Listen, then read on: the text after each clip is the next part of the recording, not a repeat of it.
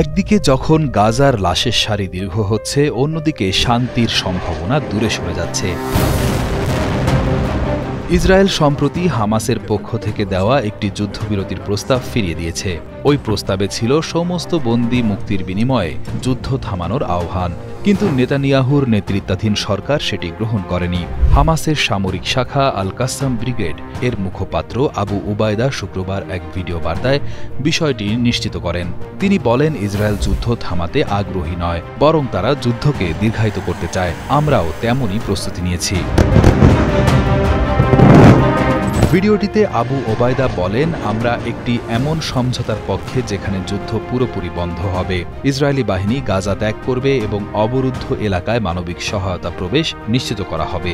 তিনি আরও জানান, কাতারে চলমান যুদ্ধবিরতি সংক্রান্ত আলোচনায় যদি ইসরায়েল পিছু হটে, তবে হামাসও কোনো আংশিক চুক্তিতে আর ফিরবে না। আবু ওবায়দা কড়া ভাষায় সমালোচনা করেন আরব ও মুসলিম বিশ্বের কিছু নেতার নীরবতা নিয়ে। তার কথায়, তোমাদের চুপ করে থাকাই হাজার হাজার নিরীহ মানুষের মৃত্যু ডেকে এনেছে, তাদের রক্তের দায় তোমাদের ঘাড়ে। ইসরায়েলের হামলায় এখন পর্যন্ত গাজায় ৫৮,০০০ নিহত এবং ১,৪০,০০০ আহত হয়েছেন। এই সংখ্যাটি বাংলাদেশের রংপুর শহরের মোট জনসংখ্যার সমান।